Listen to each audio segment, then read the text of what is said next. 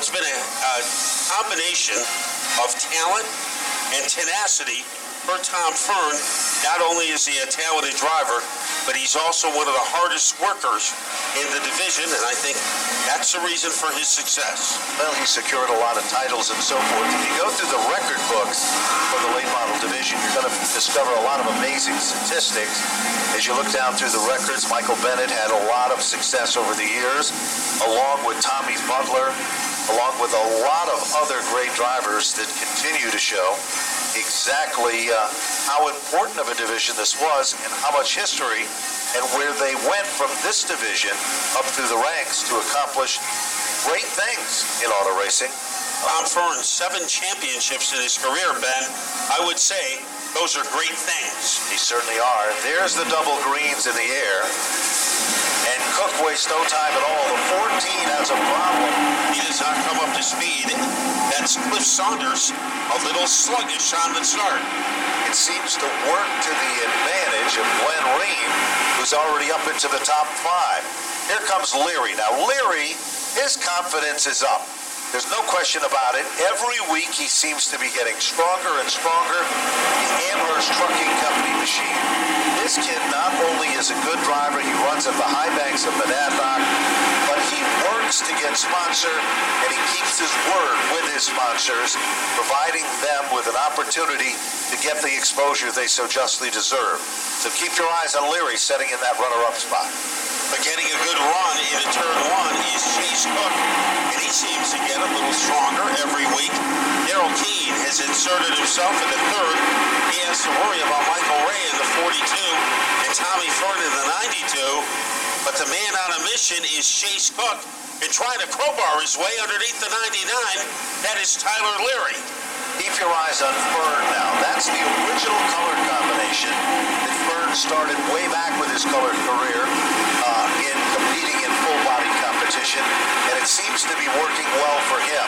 Now, Michael Ray, last week, if you look back into the record books, Ray was always a top 5 guy, but then all of a sudden last week, Ray decided that he didn't like being just a top 5 guy, he wanted to be a podium guy, and he has had some very, very good run.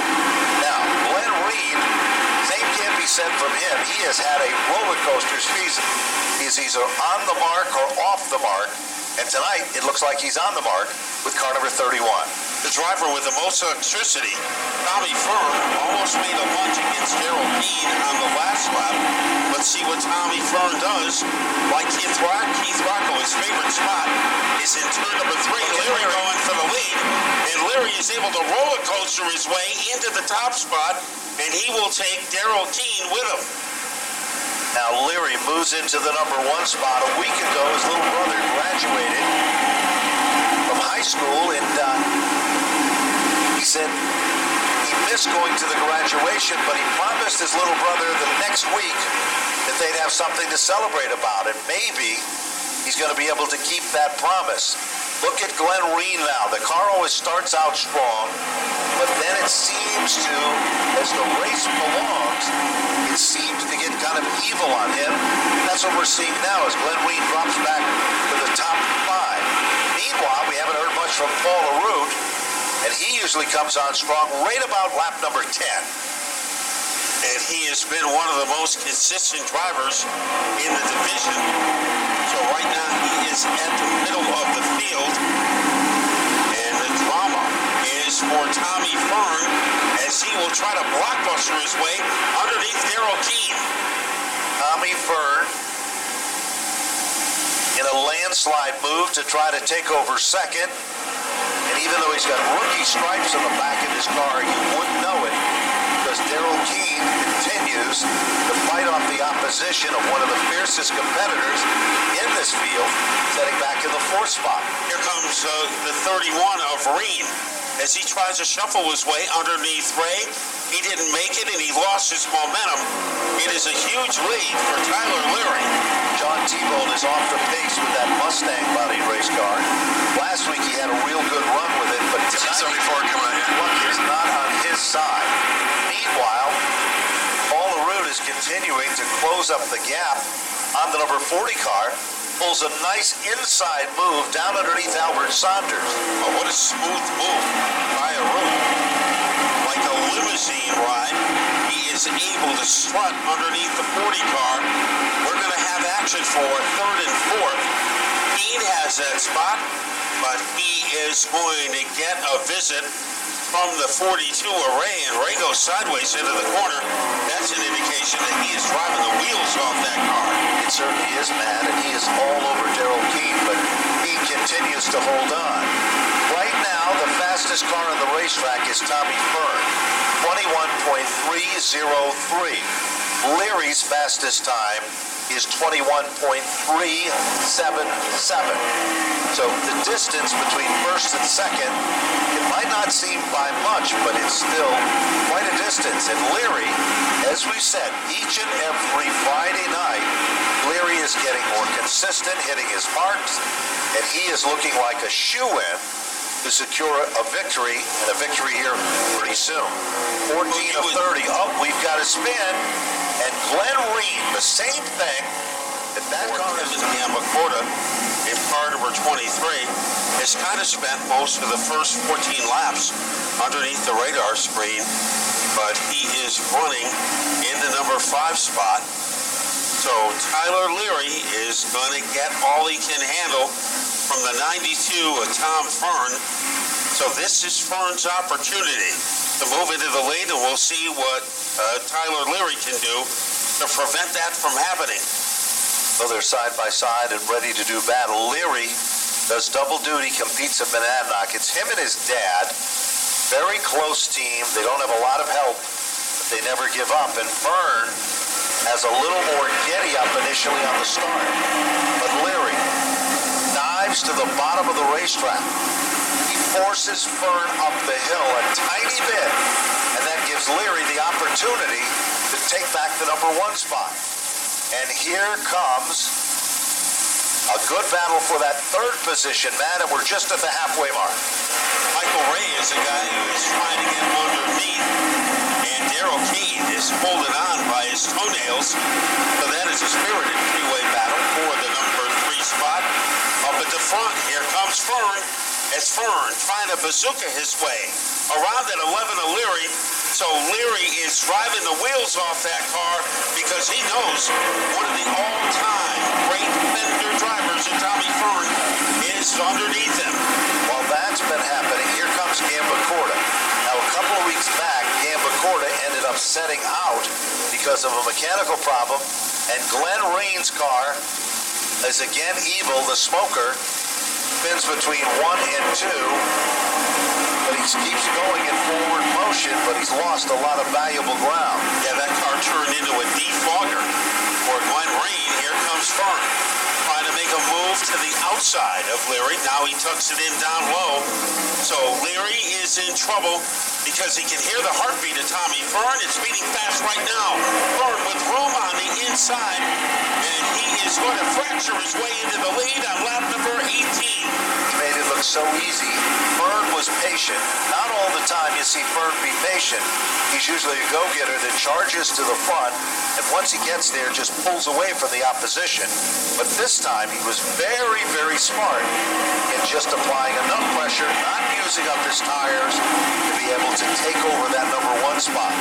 Leary settles back into 2nd, and now there's still a battle going on a little further back between Albert Saunders for the 6th spot, Chase Cook in 7th, and Paul Arute in the 8th position. And now Glenn Reed's car is down on pit road on number 31. And that car just about out of commission. So we have 2 battles going on. The one for the lead, Tommy Fearn holding off Tyler Leary, and the one for 3rd place is Daryl Keene holding off the combination of Michael Ray and Kevin Gambacorta as they are able to scamper down the front straightaway. Tom Fearn looking for his 4th consecutive win of the season, and right now he is leading by about the length of a $5 footlong against Leary.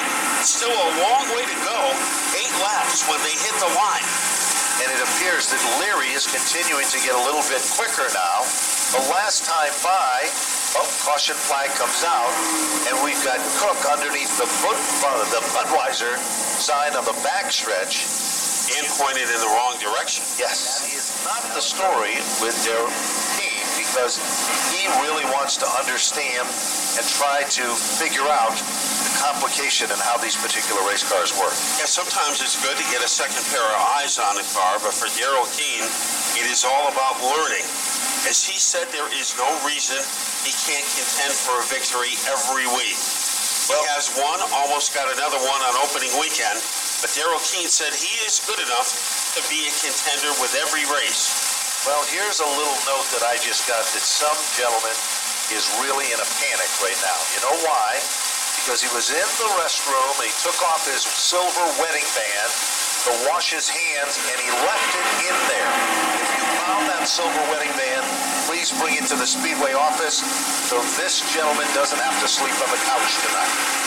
Back down in turn. Wide awake is Tommy Fearn, pulling away from Keene. Here is Tyler Leary on the outside as he is trying to make a thrill happen, but he also has to deal with Gamba Corda. While that's happening, Leary all of a sudden has drifted from second to the bottom of the top five, and the guy that gained the most in all of this is Paul Arute. The forward machine is going just that forward. Ray is in there, and Gamba Corda showing that new motor he built a couple of weeks ago, and that front clip, it's working. And it's working well because Gamba Corda is now up to second, and all of a sudden here comes Paul Arute. He's coming to the front of the field, and he's got 7 laps to do it, and he's looking like he is ready for this challenge. And when you can make a move late in the race like Paul Arute just did, it shows that you didn't abuse your car. You have a lot left, and he needs it because he goes side by side with Daryl Keene, and he will finally pull away to take sole control of the top 3. He's on the podium now, and now Ray saw him do it, and he's trying to do the same thing. Now, it almost appears like some of these guys, they are starting to lose their grip on the racetrack, and that's what's happening to the Keene machine, as it's drifting further back in the 14. The Albert brothers just got sideways, and Leary's once impressive run looks like, well, it's turned into a tough run to stay among the top 10 cars. 26 laps, and Tom Fearn, last time by, was a 21.303. 21.303. Gamba Corda's was a 21.455. In layman's terms, Fearn is quicker, not a little, but by a lot. So down to the final 3, and Tommy Fearn in command as he is leading by the length of a redwood tree over the number 23 of Kevin Gamba Corda. Remember, Gamba Corda was on the sideline for a couple of weeks, so if he can land on the podium tonight, it would be a happy landing. They're going at it for third. Paul Arute, he gets slammed to the outside. Michael Ray is there.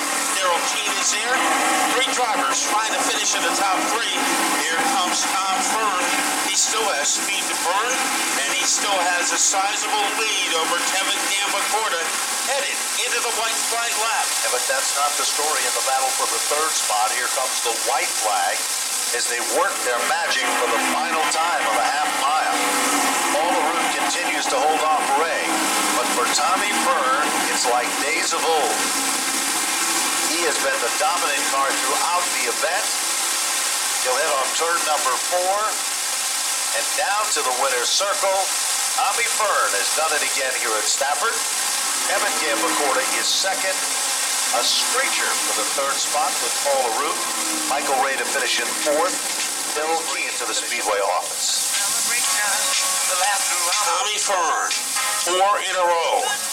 So when you can win 4 in a row in a division where the cars are as evenly matched as in the late models, you are on a hot streak. Kevin Gamba Corda was on the sideline for a couple of weeks. He didn't like it. He comes back on the podium. And Paul Arute, that is a tribute to being smooth, a tribute to being in control of your car, and that is why he was able to rack up a podium finish tonight. But Tom Fearn, I think he has this down pat. has won 7 championships in his career, and he is leading this year in the late model division in a quest for his 5th Stafford championship overall. As we get ready to go to Napa Victory Lane, and our master of ceremonies, Joe Koss. Tom Fearn out of the race car number 92, another win in the late models here this season on Twisted Tea Night at Stafford Speedway. Tom, the competition getting harder and harder. Tyler Leary gave you a run for the money. How did you finally get around him? Well, I think the restart there really helped us down that, and I was just following him, and then he got a little hot into 3 and got up the racetrack a little bit. That's all I needed to get by him. And then after that, I just had to make sure I didn't screw up at all. And Birmingham chassis over here, Rat Auto Machine, Buzzy, John Williams, those guys keep this car going. And without Safeco Foam, King Ward Coach Lines, Guns and Gear, JR Sweeping, Sun Valley Fire Equipment, and Jim Whipple from Whip Sporting Goods. How can you have a better team than that? It is a pretty solid team, and it's a good thing because Joe Ham came over to give you congratulations, and he knocked your trophy over on his way back over, so it's a good thing he's a good fabricator. He can get that thing put back together for you. Yeah, he can make me one out of stainless steel or something maybe, but I got to thank my crew. They work on this car hard every week. Even though we win, we go back to the garage and try to make it better. And like I said, if I'm lacking in one place, we work on that, and it's been working out for us. My wife, she spots for me with Waddell Communications, and thanks to them. All right, that's Tommy Fearn. And Joe Ham didn't break the trophy, by the way, but there are some awesome trophies down here in Napa Victory Lane. Let's hear from our 2nd and 3rd place finishers with John Gates. Car, the Charger, was absolutely on fire tonight. Good run.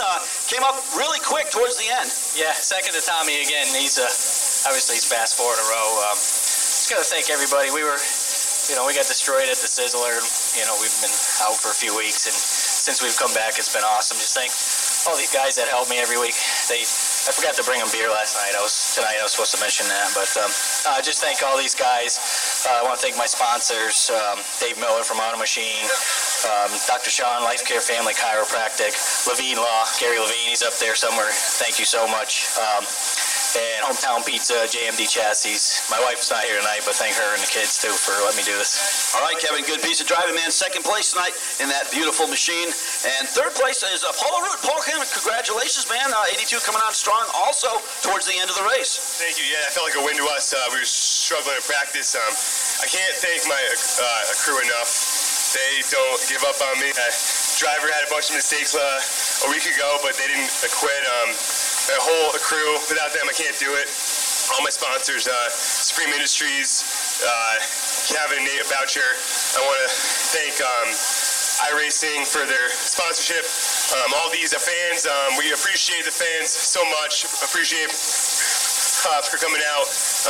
Happy to be on the podium again. I really am. It's a confidence boost. All right, man. Good piece of driving, too. The number 82, he goes 3rd place in your late model main event. Well, congratulations goes out to our top 3. Coming up next, our SK Light Modified division.